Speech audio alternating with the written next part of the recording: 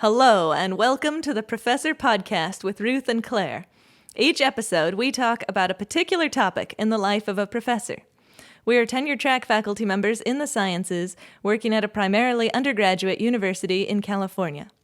The purpose of our podcast is reflection, so we bring something we think is working and something we're working on to discuss.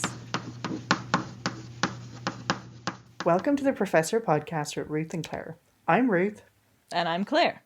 And today we're talking about letters of recommendation. But first, Ruth, how was your week? My week was really good in lots of ways. Ooh. Nice. Yeah, I was saying that as in, there's some things that were great, but but one thing that was really great was we had parent-teacher conferences with our kids. And it was super nice. It was just super nice because the teachers are great and really positive and lovely. And I was kind of just chatting with one of them. And I was saying, like, oh man, like this online teaching and I don't know. And then she was like, what if it doesn't really matter? Because, like, hopefully things will go back to normal. And I know this sounds weird, but I think I genuinely forgot this might end someday. Like, it just sort of has felt like, oh, this is our new job forever. And we need to, like, become experts at it. And obviously we need to do a good job and learn how to do that. And we're confirmed as being online for next semester. But, like, the kind of realization that this isn't our forever life was like, whoa, it just was very exciting. Yes, and therefore it's a much smaller deal in terms of dealing with all the issues. Right, because I'm like, and I think obviously we need to educate our students and do what we're supposed to do. But it is a little bit of a triage situation, so it doesn't have to be perfect. And like, I don't know. That's a good point. And I have been like, I just can't do this forever. This is so, but it doesn't have to be forever. Like we will, hopefully, and I'm not saying who knows, but hopefully at some point I will be back in a situation which I definitely is way more my comfort zone. Yeah, that makes sense. And That's nice. I think there's so many things about this process that ultimately will make me a better in-person teacher. But yeah, being in person is definitely I'm not going to say I excel at it, but compared to now, I excel at it too. Yeah. I think you can say you excel at it. It comes easier. And yeah. Totally. So how was your week? Good. One fun thing is this undergraduate who's been working with me for a while on some data that he's been interpreting, and he's going to submit a paper to an undergraduate research journal, and I've never done undergraduate research journals before, but I'm really excited about it. It's the American Journal of Undergraduate Research. I'm not really familiar with the process. We just read the guidelines. Is it NCUR? I don't think so. Oh, man, dude, you have to send me the link to this journal. Oh, okay, sure. Okay. Yeah, I was looking, so this is like broad topic-wise. Yeah. That's so anyway, cool. I'm excited to see how that goes. Yeah, so we were like, just today we were saying finalizing the reviewer list and whatnot, ready to submit it. Oh, wow, so it's already done. Yeah, it's done. It's kind of a unusual paper in that it's like kind of a combination of lit review, but also we did a bunch of stuff and he did the mathematics in a whole bunch of ways and came up with some thoughts. So it's like it's like outside my comfort zone in certain terms of the journal and the like style of paper. So I'm just excited to see how it goes. But yeah, I'll put in the show notes the American Journal of Undergraduate Research. Cool, and I definitely do want to have an episode of papers where you tell me how to write papers, which would be good. And yeah, it's cool because I actually am going to have, I think, which is against my better judgment, but anyway, I think I'm going to have a really huge group of people doing research next semester. Oh, cool. And I was like, I really want to have everything nucleated around some kind of goal instead of my usual just random, what did you do? Okay, do this next. And like, so to kind of, because we have an on-campus journal and we did some papers and it actually, like, it really energized everybody because they're like, oh, I'm going to get a paper on my CV. And I'm like, sweet, you're going to get a paper on my CV. And so it's all like a great thing and everyone's good excited for everybody. Totally. Yeah. So and it's cool. so nice, getting to that product is really helpful, I think, for getting all the ideas in one spot organized, you know? So even for the next step of moving forward, I think it's really helpful to Oh, do that. so much, so much. Yeah, Yeah. that's super cool. And it's Cool. also Well, I'll making let you know. me, I had a couple of papers that I found during my PhD where someone had just written such a great introduction background section that kind of was a mini lit Yes. review, and it made me so happy. It's And so helpful when you find those introductions, when you're trying to figure out the background oh, material and what resources, what sources to look up. did you If ever somebody just like, wrote it all out, huh? right? And I always used to kind of find myself in this fantasy of like, I just wish there was a class in this, whatever the thing is. And Totally. sometimes those papers could be like that, where you're like, oh, thank, Yes. like, this is so great. So maybe Totally. you just did that. Yeah, that's true. Totally. That's super cool. So, yeah.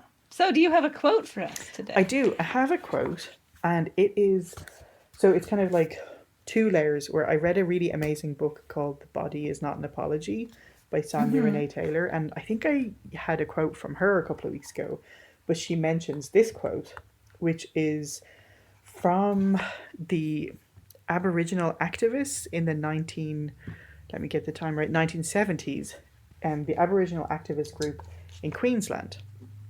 And it says, if you're coming to help me, you're wasting your time. But if you're coming because your liberation is bound up with mine, then let us work together.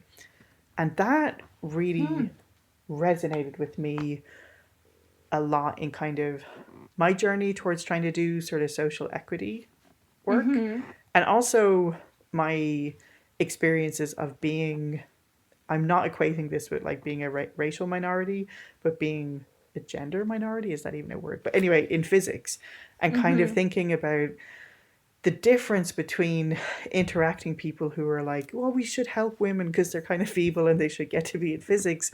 Like if they're just helping you because they think they should, or if they're really like, oh, it's actually bad for all of us to have a dynamic where people are I excluded. And see. Mm-hmm. yeah, it's definitely something that's making me think about like my motivations and making sure that I'm checking in with them and making sure that I'm Mm-hmm. like remembering that all of this is not like some noble gesture to help people, but more like because you really believe it's like truly essential for your discipline to be better. Totally. So Totally. I'm into it. So to have your motivations, and then that also, of course, sets your tone when you're talking, and hopefully then you'd have the more appropriate tone that would be more helpful Right. for And everybody. some of the most kind of exciting talks about gender equity that I've seen in physics have been from guys who are like, yeah, like I want things to be different. Like I don't like it the way Mm-hmm. it is. Instead of, I've definitely been in situations where people are like, let's be mindful of the ladies in the room when we're talking. And you're like, it sort of sounds like we could all be having a good time, but these chicks are here kind of ruining it. And so it's, I don't know, it's definitely, it's, Yeah. man, I mean, all this stuff is just a never ending process. But that quote really blew my mind. I was like, Cool. whoa. I was like, Yeah, I yeah, like that. yeah. So, oh, did we say what we're talking about today? Letters of Oh, yes. Okay, recommendation, sorry. yes. Sorry. It's that time of the year. It's Welcome definitely to, that season. this is what my Zoom class is like. What are we doing? What are we talking about? So, like, yeah. Yeah, letters Yeah. of recommendation. Do you want to tell us what is working for you? Sure. So I've kind of two little things. One is just on the organization side, because one of the main things from my perspective is the sea of recommendation letter requests that begins to start in the fall semester and continues through the spring semester, at least the majority of them. So whenever a student asks, so this is my organization approach to try to minimize me having to think about it too much and me potentially missing one, which is like Dude, my is I that would like your never ending dread? Like, I would oh hate my to God. miss one. I Could know. you imagine? Like, I know.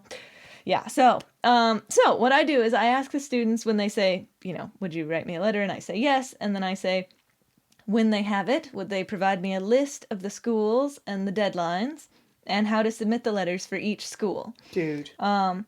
And then they send that to me.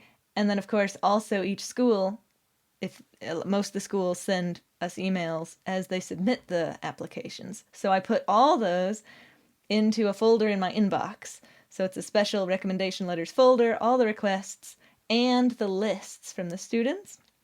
So as I submit letters, I tell the student that I'm submitting. I ask that they keep track as well to make sure that I'm not missing any. And then also I have the list right there next to all the requests, so it's fairly easy to just check and make sure that I'm doing them all. And then the other thing that works for me is keeping up with them. So I am, if the letter's already written, actually submitting it doesn't take very long. So I try to just, the request comes in from the school, and I, within the hour of me seeing it, just go ahead and submit the letter, because it's so fast, and then it's gone from my, it's not even on my to-do list, because it never even landed. It's just like straight by. So just blasting out the recommendations as the requests for the letters I've written come in. And also an added perk of that is, from the student perspective, I always really appreciated the quick letters, because then you don't have to keep worrying about it. And it helps me not get a backlog or miss one. So that's my organizational approach. And it's kind of funny too, having been a person recently desperately waiting for letters to come in, also like kind of having that perspective of like, oh, where is it? So yeah. Totally. Well, mine is remarkably similar to yours. Oh, interesting. Yeah, just like an aside before that, if wouldn't it be so magical if there was like one system where you could like, because there's like some systems where it seems like some universities are signed up to that system and you have to set up a password and everything. What if like it was all the one and you could just be like, cool. This is all, yeah, anyway, that's my delusion. But yeah, after some serious white knuckle semesters of being so terrified of missing one, like that just fills me with so much dread. So I've started to be really specific and ask for the Google spreadsheet and say kind of exactly what you were saying, like, and like I kind of tell them, I sort of have like some students that in person we used to have grad school club, and I kind of tell them to do this process from the beginning of keep a spreadsheet and list the school, and then they can build the spreadsheet for themselves of like what kind of letter, what kind of statement of purpose you need, and what's the application fee, and what's the dates, and all those things. But I asked them to have the information about the letters of rec when they're due, what is the format for how it'll be, like, and it'll just say like email you, or you'll like, this is where you go to do it. And then I asked them to put a column for whoever it is, and I can go and write done when I do it. And so nice. That has been super helpful for me. To do that. And then there's a thing that sounds so stupid, and it's not an organizational hack in any sense of the word for anyone else, but one thing I kept doing was writing them in work and having them on my office computer and not putting them on Google Drive. That's so much slower. Yeah. And so I just have, like, I write the letter, turn it into a PDF, put the signature on it, put it on Google Drive so I can deal with it whenever. Because at that point you can do it on your phone even, Right. And like at one point I remember having to drive back into work because it's just ridiculous. So I have a folder that's just letters, and so it's good.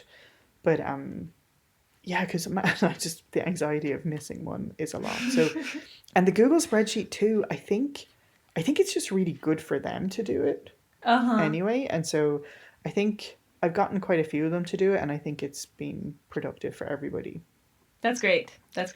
Yeah. And I think I definitely don't do what you do where it doesn't ever land. I think sometimes I let them build up to a critical mass and then sit down and do 10 of them at a time. And you have an event of submitting a bunch. That's cool. And I always lie to students because they always say, oh, is it okay? Like I'm applying to 40 RUs or whatever. And I'm like, it's fine. Once I've written the letter, it's no big deal, but it's actually a big deal because sometimes it's so awkward when you have to go and set up a stupid account with this stupid thing. And, so it's like a whole layer of things. Sure.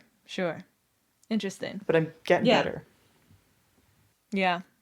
Totally. Well, I like that system. And I mean, I like the system of never letting it land on my to-do list, but I can totally see the system of it's going to be an event where what I'm doing for this hour is submitting a whole bunch of them. And that seems very efficient as well.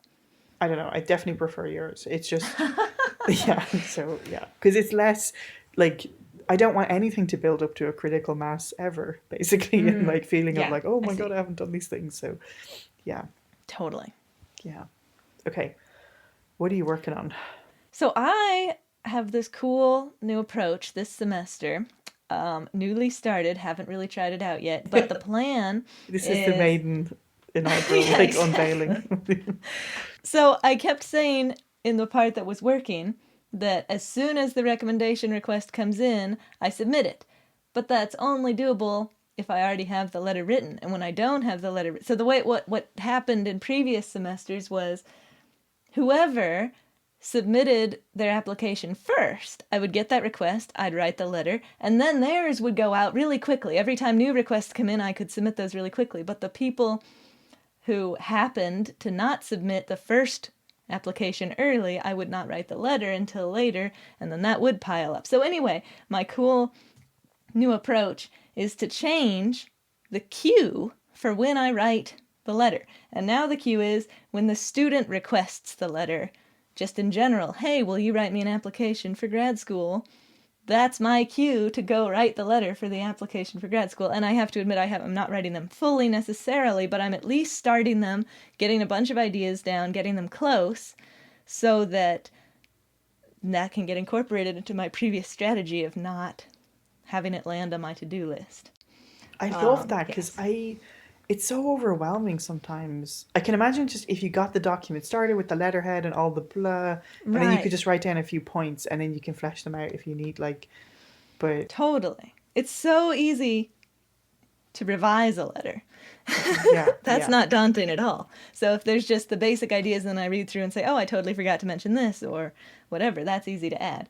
So that's my cool... So far I've been sticking up with it. So I'm excited to see if that alleviates the, right around the deadline peak of things. Yeah. I like that a lot. And I think, because the ones at the moment that I've already submitted, all of them are people that I did letters for last year. Right. And so it's just adding a few things of whatever they did. So take out RU and put in grad school. Yeah. Exactly. And so, yeah. Okay, cool. I like that. Cool. Yeah, I'll let you know how it goes. But so far, I'm into it. So what about you? What are you working on? I have a couple of things. So one is I'm working on sometimes what to say and how generic, because I have a preamble that's the exact same on all the letters, where it's sort of like, this is who I am. I mean, this is how long I've been teaching, and like sort of that structure. Oh, wow. I don't even have such a preamble. Oh, I'm not recommending the preamble. I don't even know why I have it, but I'm like, that's what I have. But like, a lot of my letters are pretty samey. Like, there's only so many compliments.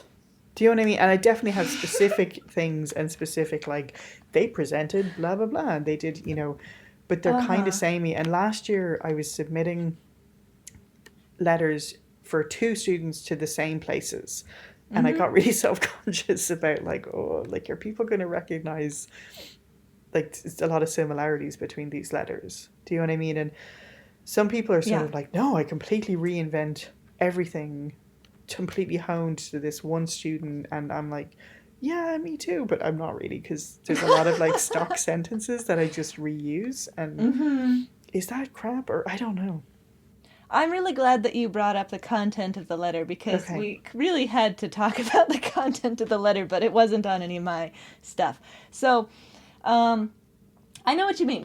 So my strategy when I'm writing a new letter is I open up an old letter, save it with the new student's name. Okay, that's what I do. Okay, good. Okay, this is very reassuring. Yes. I do notice that means that, this phrase, this phrase totally applies to this student, and I keep going. But then if I look at a different letter that, was from a different branch on my recommendation letter tree, I have I'd love to do phrases. genealogy of your recommendation. It's so cool. So what you're making me think of is I wonder if it'd be cool to make like a compilation of like, here are good summary sentences or summary like conclusionary things, and then you could pick the one that feels the best for that student, so you could still reuse them. That's but cool. not so you don't have to reinvent the summary sentence every single rec letter, but you also don't have the exact same one for every rec letter because you have a nice suite of them to choose from, and you can pick the one that feels most Anyway, I'm kind of feeling like that might be a cool thing to do. That's where I want to go. And it feels a little more intentional than save as new name. So, yeah. Yeah. And I definitely, I mean, I know what you mean. Like, obviously, there's different things, you know?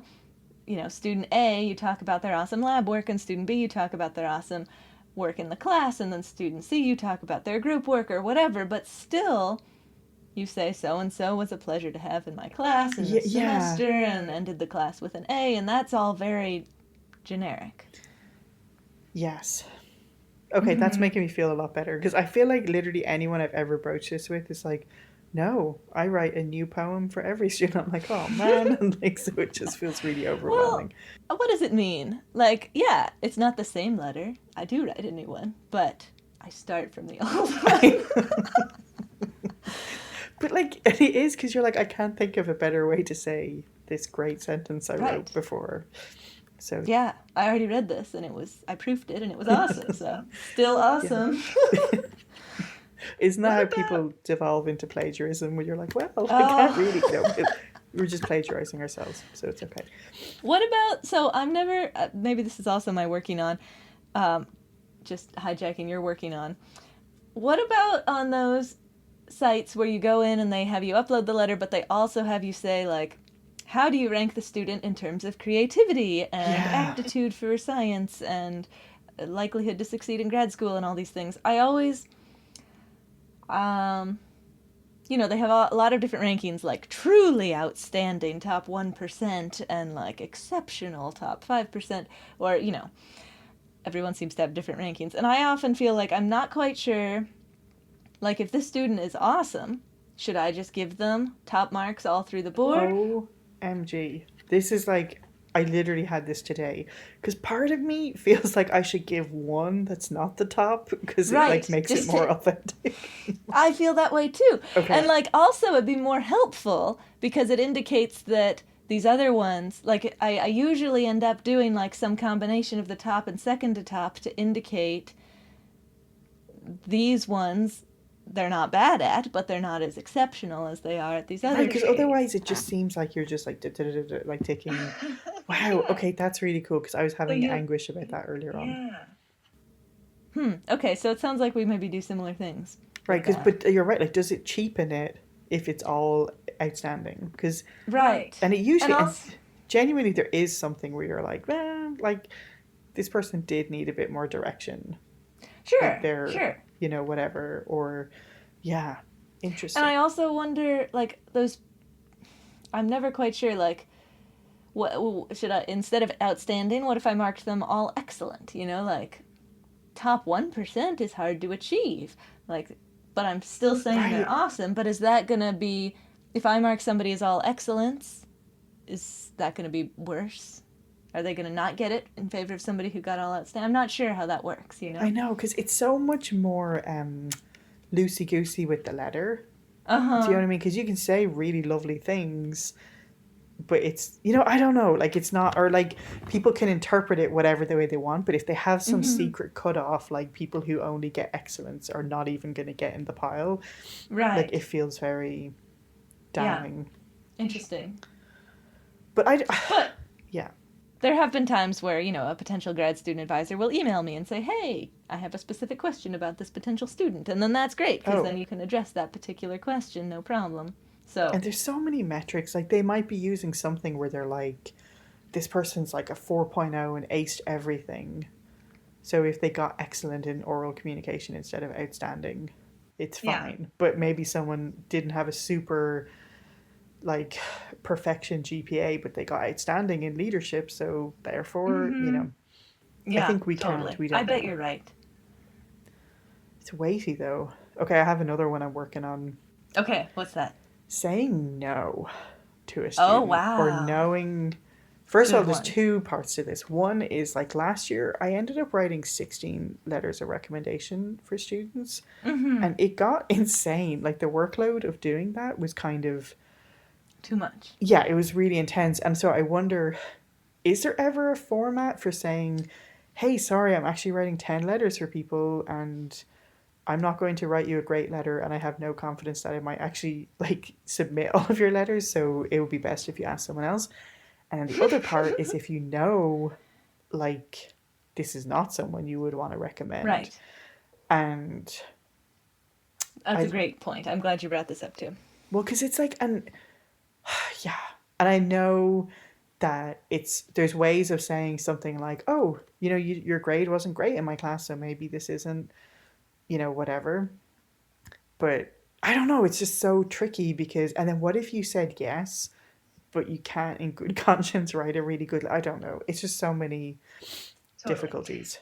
So I've said no in the case of somebody who I couldn't write a good letter for once, and I thought it worked really well. And what I said was, and it was completely true, um,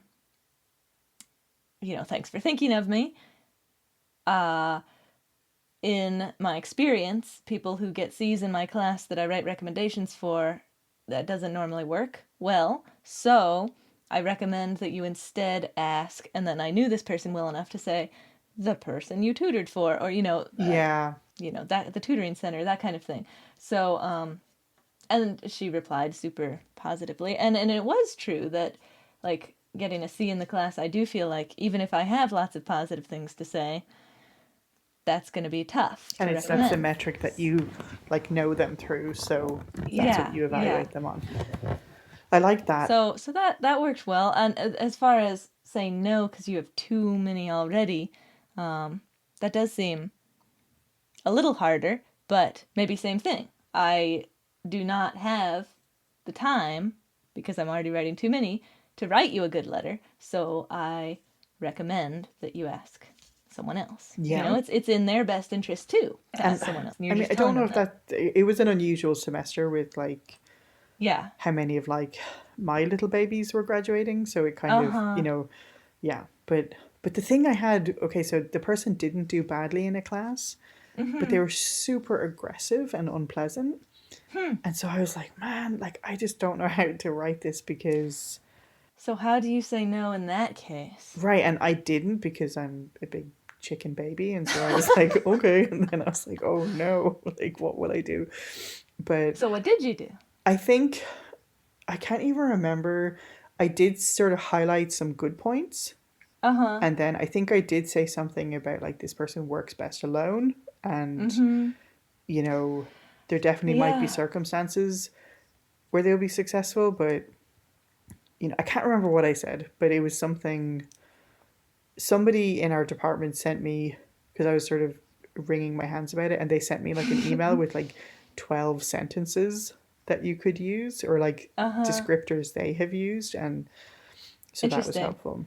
That seems like, yeah, you got to walk this line where you do want to make it clear if there's a problem, like the student doesn't work well with others or something, and you really should make that clear. But at the same time, you don't want to um, destroy the student's chances because you're Right, writing or them a like, and the really recommendation letter. moral thing to do is to fess up earlier on and just not write the letter.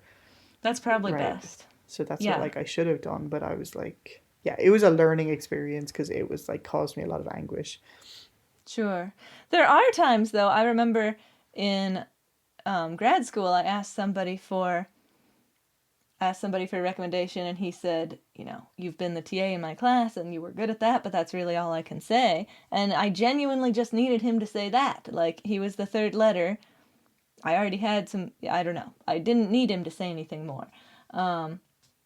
And so that was fine. So Yeah, in some cases, maybe we are the best choice, even if we can't write a stellar one. yeah, yeah. But But yeah, it's something again.